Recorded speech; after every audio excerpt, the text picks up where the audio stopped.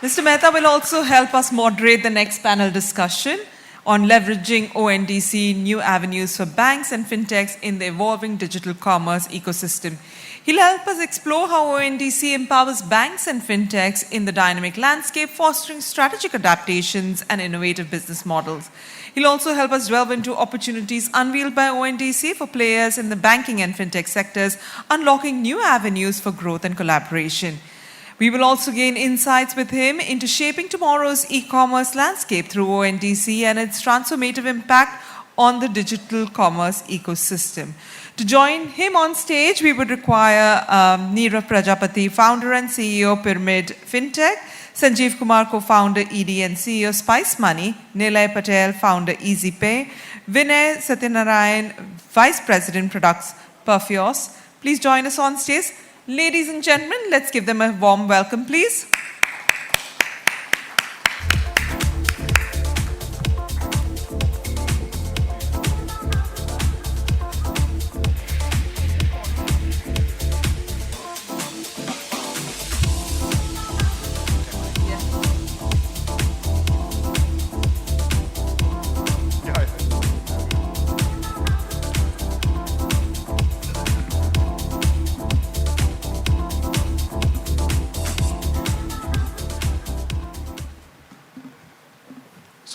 So thanks for listening. What we'll do is we'll just get started. I'll start with Sanjeev. So Spice Money is thinking about coming on to ONDC, especially for financial services. So from a adopter's perspective, Sanjeev, can I request you to tell the audience how you think about it and what you think the opportunities are for you in using ONDC? Thanks, Rishi. Firstly, great to be here. Before I answer that, a quick summary of what we do. So Spice Money, fundamentally, we're trying to solve the problem of lack of access of financial services in emerging India. When I say emerging India, I call it semi-urban and rural, which is where about 900 million population stays.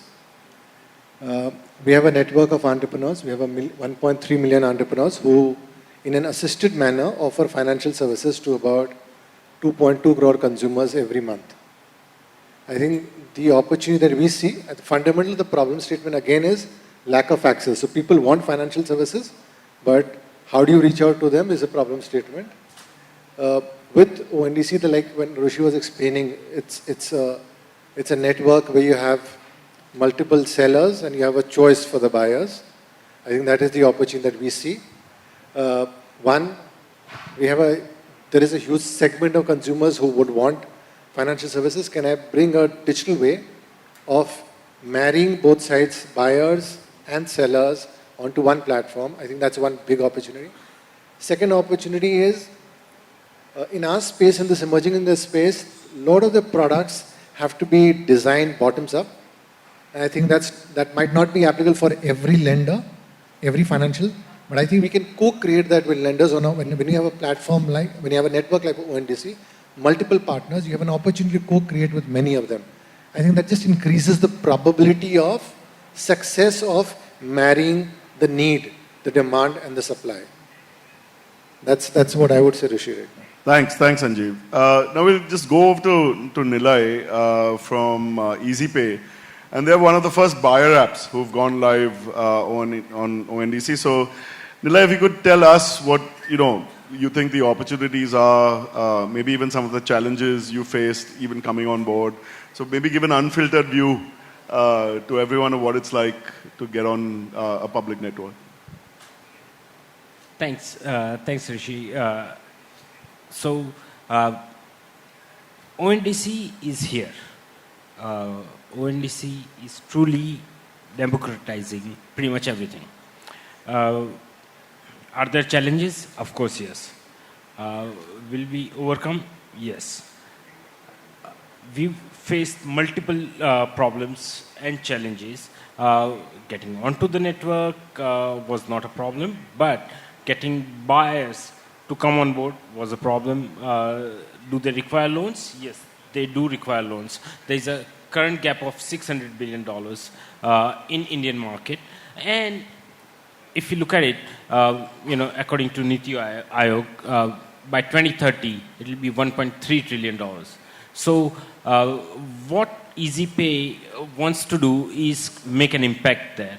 And by impact, what I mean is, how can we enable players like Spice Money, for example, to come on board, or banks? So, it's chicken and egg story. कि अगर buyers आएंगे, तो lenders आएंगे, lenders आएंगे, तो buyers आएंगे. I don't want to get into nitty-gritty. There are teething issues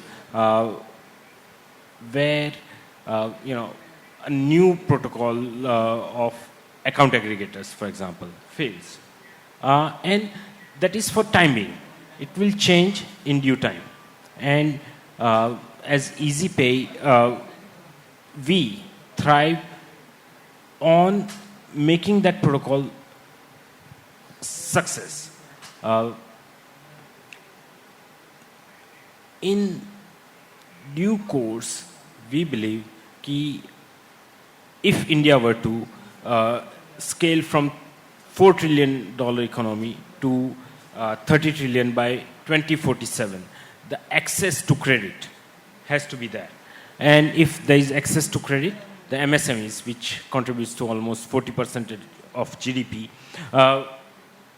has to get on board. And ONDC, I truly believe, is democratizing access to credit, commerce, success of a small kirana store has to be there. So, the large e-commerce players, if they want to dominate the market, they can. But at the same time, the contribution has to come from MSME. And for the same, if there is unrestricted access to credit, they can scale from 0 to 1, 1 to 100. Thanks, Nilay, for that. So now changing gears a little bit. So we've heard from the buy side. So we've got both Nirav and Vinay, both who deal a lot with the supply side, especially with credit. So what we'd like to, maybe what you can help us understand is, and maybe even people in the audience, like when it comes to adopting open networks, what are the challenges that lenders face, and what have you experienced? What does it take, and what do institutions need to do maybe to be able to adopt these, and what the opportunities then are for them when they do? Sure. Thanks, Roshi. Thanks for having us here. We, Pirimid Fintech, we are a TSP in account aggregator and ONDC space. We are onboarding multiple lenders today on ONDC. We are also getting a lot of interest from insurance companies and investment companies also to get onboarded. So there are two sort of categories of challenges we run into and questions we run into. One is purely on the business side, like, there's a lot of interest in ONDC, especially on financial services. But the questions are like, how big is this opportunity for us? How do we prioritize getting onboarded on ONDC, right? So having some clarity, obviously, from ONDC will help them because everyone has a limited bandwidth and they have to prioritize their work and all. So it's a big opportunity. Everyone understands from lending, insurance, investment sides. But sizing the opportunity is one of the key things that we need to answer in a right way. On the technology side, typically, again, 2-3 types of questions. What is the onboarding cycle? What APIs do I need? How much time it's going to take? Is it 2 weeks of effort? Is it 2 months of effort? How much bandwidth will need to allocate? So these are like all genuine questions that helps them prioritize and get themselves organized. So what we've tried as a TSP is we built a layer of, or a bridge that sort of lists down all the APIs. And then some lenders doesn't have any sort of API capabilities. Some lenders are fairly advanced. So we've sort of tried to work with them and bridge the gap in terms of, these are certain layers of API which will enable you to do end-to-end seamless credit for personal loans, business loans. And that's how we sort of bridge the gap, get the integration going, and get them live end-to-end on ONDC. There is still some work. Obviously, the protocol is new. It's maturing. There is changes happening all the time for right reasons. So having a good test framework, certification framework, I think that will also help overall in having a good clarity on how much time it will take to onboard a specific lender in general. Thanks, Nirav. Vinay? Yeah. Thanks for that question, Rishi, and good inputs we have heard from everyone. Just to give a background, Perfios is a TSP. On a lighter note, we are not a chair company that I get to ask since morning. Do you sell chairs? Looking at the chairs all around. We try to help lenders to get onboarded because a couple of things that the lenders look at. Well, ONDC, they look at as one of the channel through which they get customers they really want to lend, but they look at two things largely. One, what is the quality of the lead I get through ONDC? How do I quantify that lead with the data? Is terms of reputation, how long they have been serving on ONDC, selling on ONDC, what is their rating, what kind of products do they sell, are there any something complaints on that product, how is that rating impacted, etc. That is one part. So which means the combination of ONDC plus a lot of other sources of data that to be enriched helps a lot here to identify the quality of the lead. That will give an assessment for the lender saying if the quality of the lead is good, they can proceed further with an underwriting with whether through AA or through other mechanisms or bureau, whatever mechanisms as per their policy. Second is, how do I make sure that the customer, once the loan is given, pays back? That is something it's not just on ONDC, that's an overall entire lending problem because lending in my sense doesn't end at disbursement. The collection is the actual challenge. So if one of the asks is, can I get to know that if the business is happening as expected so that I know that the next month EMI will fly well or it will not fly well so that I can certainly plan for some recourse action, etc. So what we typically try to do in Perfios is to club these problems along with the protocol.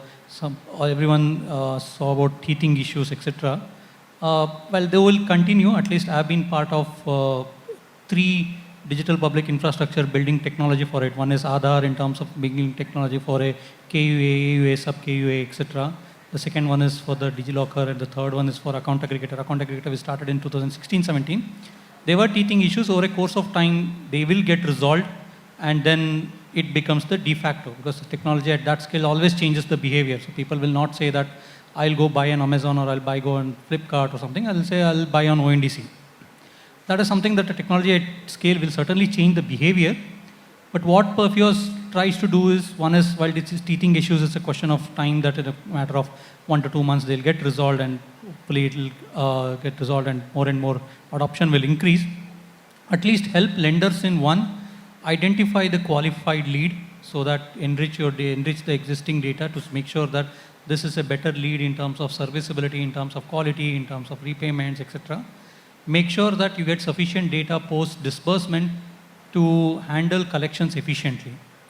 While giving all the technology stack, etc., is a common part of every TSPs, this is where the problem exists for the lender, and that's where some of the richness of ONDC comes compared to any other proprietary-based platforms, where some of this data is largely asymmetric and heterogeneous, which becomes harder to read, harder to understand, and what if a rating of 4 out of 5 in one platform, what does it mean?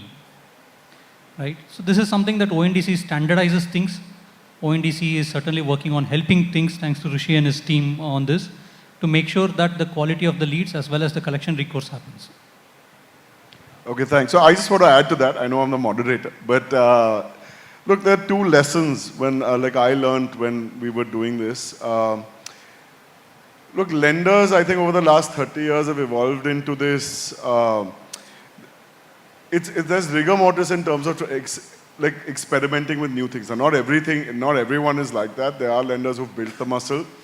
But lending completely digitally requires you to have the ability to consume a large amount of data, make sense of it, and then make a model from it which you can, lend against. And all the other things, whether it's the use of DigiLocker, e-sign, eNACH, autopay, whatever it is. And I think the question gets asked, it's kind of, oh, how fast will we be able to run before they even have the car to like enter the race, so to speak, right? So I mean, the first step, if you do believe, and everyone knows of, whether it's 400 billion gap to MSMEs or 600 billion gap to MSMEs in terms of like the lack of credit, everyone agrees that it's an underpenetrated market because salaried people get money, corporations get money, everybody in the middle is largely ignored. Now the thing is, the first thing you have to do is build the muscle. And the muscle for any institution takes 6 months to 1 year based on their agility. The larger ones even take sometimes longer as they align their whole, their disparate systems that have grown over time to be able to stitch together and be able to deliver this digitally. So that's one. And the second thing is this whole, how will I collect? Now this is also pegging to the physical way of like distribution of credit because underwriting mostly comes in when it's credit. The thing is, if your underwriting model was good enough, then you wouldn't have that problem, right? And as we get more data sets, so I understand as the credit bureaus came in, Bajaj Finance set the standard on how to do consumer durable credit. And it's not like they went and repossessed every non-payment of product, right? You just tweaked your credit model the next time around. I think we're at that moment now with account aggregator, with all this digital data, with various buyer apps. And then when it comes to the question of how do we scale, or what is the path? Because all the larger institutional design is, if I'm going to spend crores of rupees on developing this, what is my business case to put this money? And that's where it sometimes gets stuck. So typically we have to go right to the CEO and say, you are going to do this, and it's a 2-year horizon, and we'll see it after that. Or you have the smaller agile players do it first, show some green shoots. And I think what no one has mentioned, and I'll proudly mention, is the loans that have gone through in our first week or two of being in production, when everything works beautifully, it's 6 minutes to sanction, and then and DMI will eventually build the muscle to do almost an immediate dispersal. Imagine someone who a bank officer otherwise wouldn't even talk to would have money in the account in less than 10 minutes, right? And that is the quantum leap that we hope to make as digital public infra. So I'll just stop there, and I know this is not my session, but a moderated session. So the next question, and I maybe ask all of you, look at ONDC, we have a worldview, but this is not only our view, right? We build infra for the market to use. So I would ask each of you actually the question of what is your expectation from us going forward? So I know we've just started with the basic, whether it's personal loans or the GST invoice financing or basic forms of insurance. But going forward, what would you like us to build that would help each of you in your businesses? Because strangely, most digital public goods are built so other people can make money, right? So that is our design, and eventually we'd like to hear from them, because whatever we build eventually is to serve the people who participate with us. So maybe you could just go down the line. Sure. As a technology company, obviously we deal at a tech layer. So, and the protocol is still very new, maturing. So having a good documentation is absolutely required. Whenever there are changes, it needs to be updated and reflected across the community so that people knows, what to build, what to test against. Having a good sandbox environment always available, that also helps in people who's testing the waters and they have interest in signing up, but if the sandboxes are not working, they may sort of get demotivated. Apart from that, having a good clarity on how do I get onboarded, what are the processes of getting onboarded, what documents do I need to sign, what are the certification processes, who all will help us, what are the parties involved. So having a good clarity around all this, obviously as a TSP we would know, but even that clarity from ONDC will also help having a streamlined onboarding process. Sure, thanks. Sanjeev? So Rishi, I'll start in a slightly one step behind is fundamentally why, the entire business model of Spice Money is built on digital public infrastructure, everything that we've done. And one of the reasons why we are very excited about ONDC is because of the similar point that there's another digital public infrastructure which allows us to democratize and make financial services access to 1 million people, right?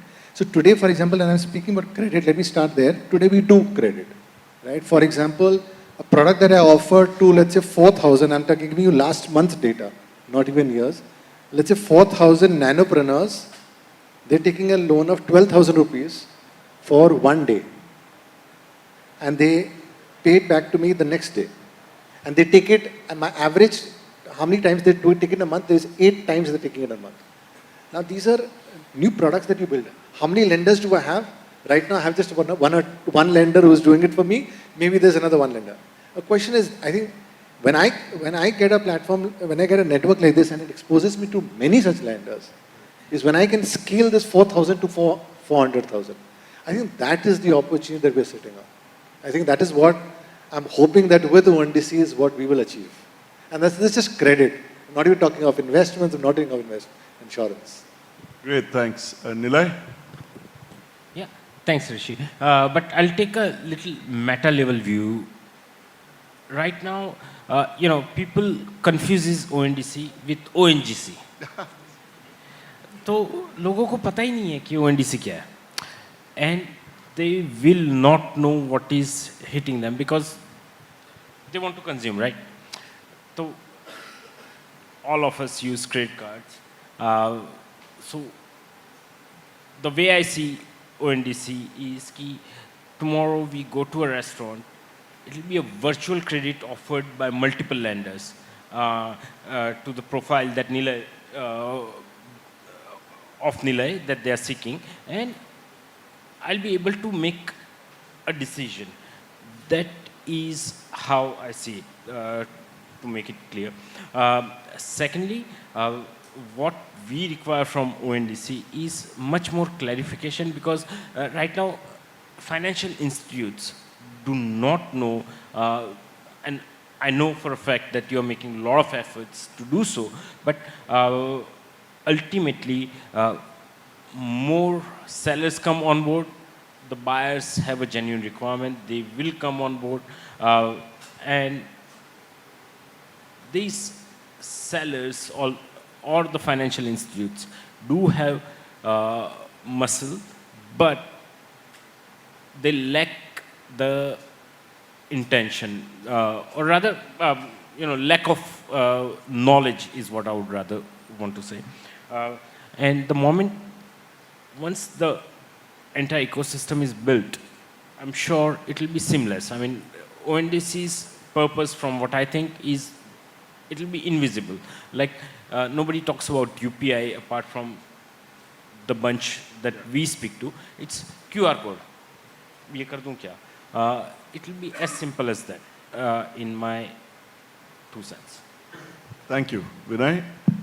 Yeah. Largely 3 things that I think of. One, I'm sure you're working on all of them. One is evangelism, like Nilay mentioned. People still are not used to ONDC, and public infrastructure takes their own time. But once they take time, it is slowly and suddenly, at least in my experience, I've seen the moments of public infrastructure. That is, evangelism certainly helps in this. Second is, if there is any lot more data that can help come for a lender to do an underwriting, because unlike a distribution of mutual funds, which does not need lot of prerequisite of data, lending is little different there. So that is true even for an insurance. If an insurance is offering a health insurance or a life insurance, specifically auto insurance is a different thing altogether. So there, if any additional data that can help purely from an enrichment point of view, and maybe ONDC can work closely with a GSTN or Aadhaar or any of them to make sure that with all the right consents of customers, still that data is sufficient enough for a small ticket lending. The customers need not go through the pain of giving few more bank statements through AA or even other mechanisms, so that this becomes very seamless. And the last one is, even though the lender has given a loan, there is still a heartbeat moment when the EMI collection comes. This is true for the largest banks to the smallest NBFC. So this is something, even again, like what is done in an account aggregator, even through an ONDC also with a customer consent, if I am a seller, I am selling on ONDC and have taken a loan, can my information to some extent, or maybe in future some kind of a score like what NPCI is building, a DPS score or something, can it flow on a monthly basis on a certain date to the lender that gives an assurance that this EMI will fly or it will not fly? Okay, so I'll just respond to, oh sorry. One quick one. Yeah. one very interesting analogy somebody made yesterday was कि यार ONDC क्या होगा? जैसे make माई trip पर मैं जाकर flight choose कर सकता हूँ, वैसा ही हो जाएगा क्या? So I mean, you know, when we explain it to somebody, it is like mesmerizing. Thanks. So I just want to respond to Vinay. So, look, I didn't talk about, and we haven't talked about publicly a lot, is this whole data-driven use cases is actually the next version of what we'll do is a quick release once these first two products that we'll put out there. And I can name three that we actually showcased last week to a smaller group of lenders. So one is doing dairy cow financing with Stellapps. So we've created the data set. It's just a question of creating the buyer app. A couple of lenders have said, yeah, we can use this, and we'll go ahead. Another one is with Bizom for supply chain financing. So Kirana stores getting a short-term loan to be able to buy produce from the distributor, or the distributor being able to buy from the OEM. And there's a company called Absolute that does actually geospatial data and gets crop yield data from like land. And they have that data, and lenders have, we've actually structured it in a way lenders can use. So that is the next design. And the reason, look, we've done 3 use cases. We're not covering all the use cases that people who have platforms have out there. So the open invitation, right? We are not going to do everything on our own. What we are trying to do is show what is possible, and eventually we hope the market picks it up and starts using the rails, because the rails are like Lego bricks, right? We are not prescriptive about what needs to be done. So I say this openly, like if there's something you want to co-create, we'll obviously check it with if there are enough adopters who also want to do it, if the need is large enough in the market, and we are happy to do it. So most of what we've done, whether it's on credit, insurance, or even the investment piece, is gone to the market, asked what the pain points are, usually on the manufacturing side, gone to the buy side and said there's demand for it, and then even checked with the regulators that are you okay with us doing this, so that 3 years later there's not a stroke of a pen and all the work built over 3 years is sort of down the tubes, right? So that's how we think about it. Now, maybe just open it up a little bit.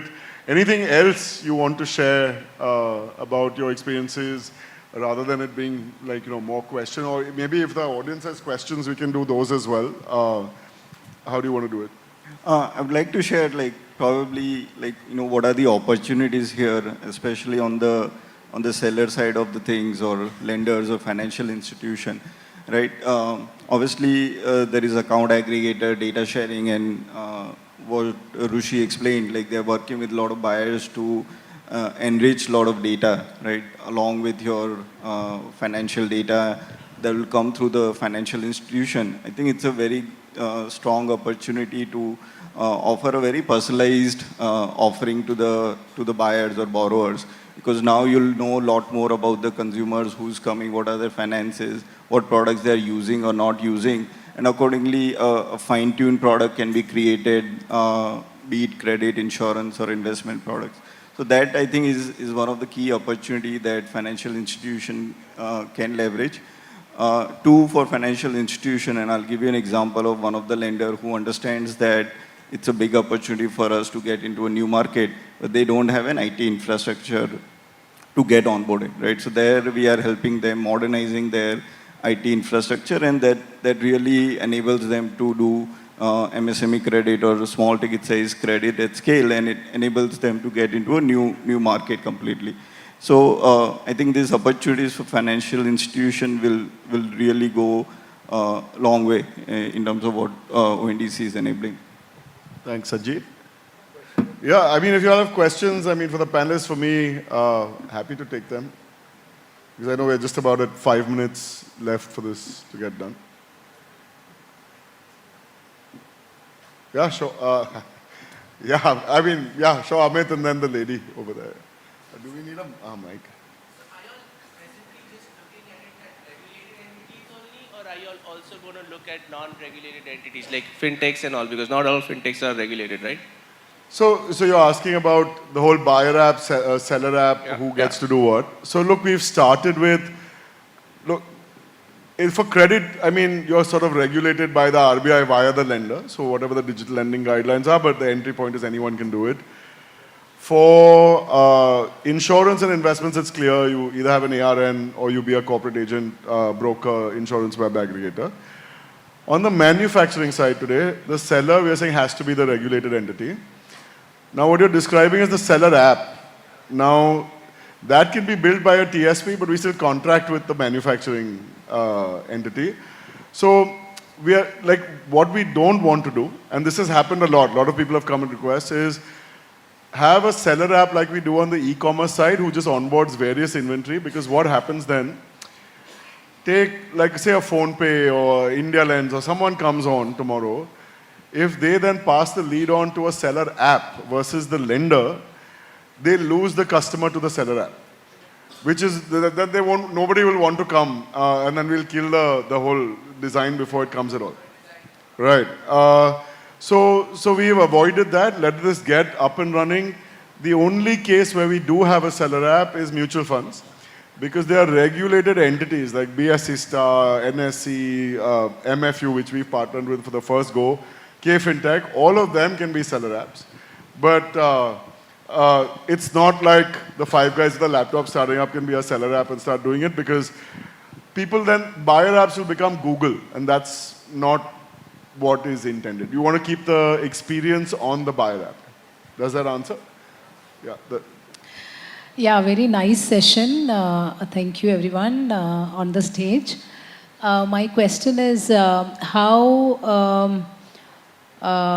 mortgage lenders can leverage ONDC platform? So I guess that question is for me. Right. So look, we've started with unsecured, and just to walk you through the thinking of why we've made these choices, right? Basically, the first, like, at least when it comes to lenders, because you're asking about mortgages, right? Small ticket loans are the hardest. The short-term loans to first-time borrowers are the hardest to give. If we solve for that, typically they create track. If they pay back, then they start getting working capital lines or credit cards. Then you graduate maybe to an auto, then to a mortgage. So, just for my background, I come from a credit bureau, so you've seen the data evolve over years. So the idea is, can you start helping create track for the most underserved segment? We've not put secured credit cards, secured products on the protocol yet, but that doesn't mean you can't use it. So it's the same, right? Someone applies, gives you some data, you might say which property, you will do up to sanction. Then after sanction, what? You have to go offline to hypothecate the documents, verify the asset and all that. And today, honestly, there's no digital way to do that. We've been asked, why don't you craft that digital way to do that? But that might take, 3 to 5 years before we get there. So, I mean, the short answer is you could do it if you want, but the other issue then is because, like, how does the manufacturer pay for the distribution? Because particularly in mortgages, it takes 3 months to convert once, it's sanctioned. And then attribution becomes a problem. Who sent the lead? Because people apply sometimes at multiple places. Then you end up being paid per lead, not on conversion. So today the commercial model is on conversion. So at least these small ticket loans convert on the fly, right?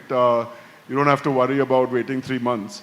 So the short answer is we could do it if you really wanted to do it, but we need to your help in figuring out how to do the commercial model for this. Does that answer your question? Yeah, so what I understood from what you said is basically we can use it as a sourcing channel, and of course your execution partially can be done on the ONDC platform, but you have to still take it offline to complete the journey by all the way up to definition. disbursal. Yeah. Understood. Thank you. If I may add, digital, not mortgage, but you can obtain a loan tomorrow. I mean, not tomorrow, but in near future, against your mutual fund, for example, or DigiGold, or something like that. So that is, and what Rishi meant to say, I think, is digitization of the property record and everything. In order to happen instantaneously, it'll take time. But whatever is digitally available right now that can be hypothecated can happen and will happen. See, it's a step at a time. Like, the quantum shift of trying to get everyone onto a standard set of rails is the big challenge. Then we get adopters on both sides. So honestly, our target for this coming year is to have at least 10 on each side.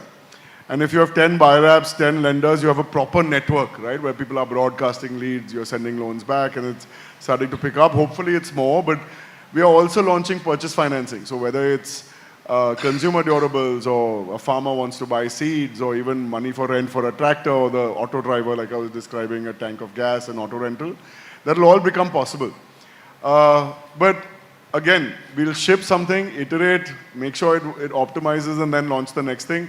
It's very easy for us to publish protocol for 5 products, but then which one do we focus on making work and pulling in players? So to Nirav's point, right? Everyone has priorities. So what we'll try to do is create the digital highways into people that people haven't been able to reach yet. And if you're trying to buy a house, say for 50 lakhs, you don't need digital rails to do that. I mean, it's still worth someone's while to go source that business manually, right? Sure. And please mention who the question is for, so we know. Otherwise, Rishi will keep on talking. Hi all. My question is for Hrushikesh. Basically, just want to understand if ONDC, is it industry as well as product agnostic as well as geographically agnostic, or probably there is something you would be hesitant to not to get into as well? No, I mean, the gift and the curse of ONDC is you can do whatever the market wants us to do. So for example, today, like you could, I mean, just throwing out an idea, you could start a payment app via UPI. You could add credit, investments, and insurance. You're technically a bank without actually having a banking license and taking deposits, right? You could say, now I want mobility also. Now I want to do food delivery also. But then what are you? Like, so PIN code has made a very conscious choice that phone pay will be phone pay and PIN code will be PIN code, which is one is a food delivery app and one is a payment app. Paytm decided to do both in the same app. Now, we can't tell people what to do. People even ask us, what should we do? But that's not our choice. We've created the rails. You choose to use them how you want. So we are agnostic. Like, I'm talking to you about e-commerce in the first 10 minutes and then fintech in the next 10 minutes. So you can use us for whatever you want. And look, people have come to us for categories like I sell a subscription service, like SaaS products. Can you help us distribute?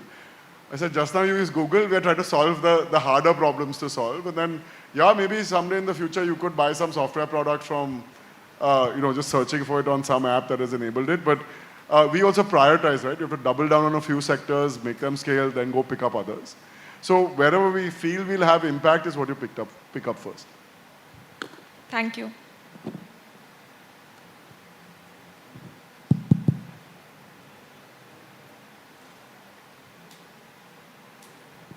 So with the current footprint from L to L3 cities, means T2, T3 cities, what kind of learning curve or training curve required for a T2, T3 cities in ONDC part?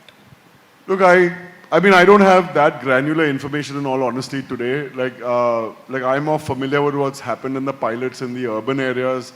But I can I can give you my card later. Just send me the question. I'll have someone who is more familiar from the social sector or onboarding those players from the tier 2 and tier 3 cities to help answer that question. I honestly don't know. So I don't want to just give you some random answer. Thank you.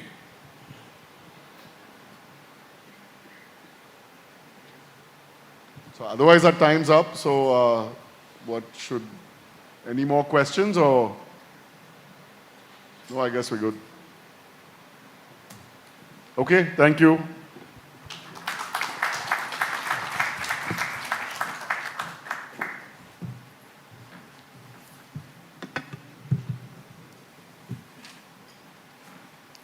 Thank you for the panel discussion. Thank you, panelists. Thank you, Mr. Mehta.